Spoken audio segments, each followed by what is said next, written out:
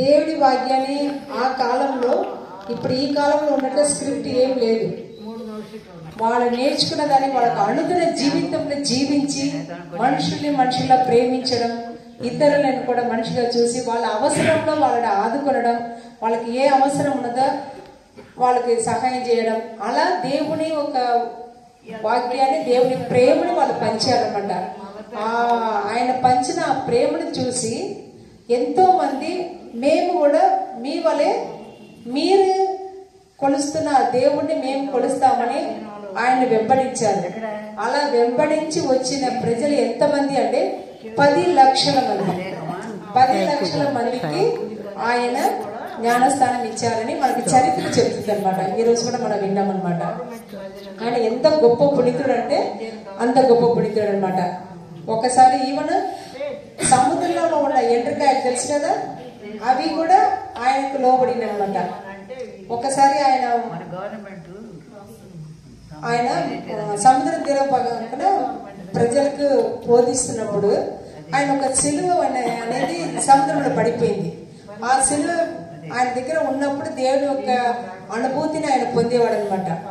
అయ్యో నా సిలువ పోయింది అని ఆయన ప్రార్థన చేసుకుంటున్నారు. అప్పుడు ఒక రోజు మరుసటి రోజు అక్కడనే ఆయన ప్రజలకు బోధించినప్పుడు ఆ ఎండ్రకాయ తెలుసు కదా, ఎండ్రకాయ తెలుసా?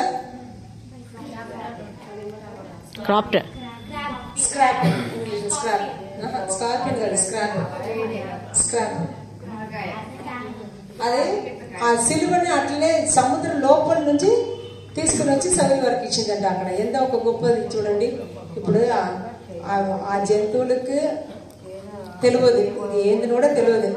అయినా కానీ కూడా దేవుడి యొక్క ప్రేరేపణ అనేది ప్రతి ఒక్కరిలో ప్రతి ఒక్క జీవిలో ఉంటున్నాడని తెలుస్తుంది అనమాట. ఆ సిలువను తీసుకొని వచ్చి శౌరి వారికి అందించిందంట. ఆ సిలువ ద్వారా శౌరి వారు ఎవరి మీద పెట్టి ప్రార్థన చేశారో వాళ్ళందరూ కూడా స్వస్థత కలిగిందనమాట. అంత ఒక గొప్ప పునీతుడు చనిపోయిన తర్వాత బరియలు చేసి తర్వాత ఏమైందంటే ఆ సమాధి దగ్గర పోయి చాలా మంది ప్రార్థన చేశారనమాట. ప్రార్థన చేసినప్పుడు చాలా మందికి అద్భుతాలు జరిగినాయి. సరే, ఇంత అద్భుతాలు జరుగుతుందని ఏం చేశారంటే సమాధిని మళ్ళీ ఓపెన్ చేసి చూశారు. ఓపెన్ చేసి చూసినప్పుడు ఆయన యొక్క శరీరం అనేది అట్లనే ఉండదన్నమాట, పాడు కాలేదు. యాక్చువల్గా మన శరీరం అనేది మన ఇంటికాడ చనిపోయినప్పుడు ఏం చేస్తారంటే ఒక 2 రోజులు 3 రోజులు లేదా 2 రోజులు 3 రోజులు ఉంచడానికి లేదు, నెక్స్ట్ డేనే వాసన వస్తుంది అనమాట. అటువంటి శరీరం అనేది ఆయన ఒక శరీరాన్ని బరియలు చేసిన తర్వాత ఎన్నో కొన్ని సంవత్సరాల తర్వాత తీసినప్పటికీ అట్లనే ఉన్నది.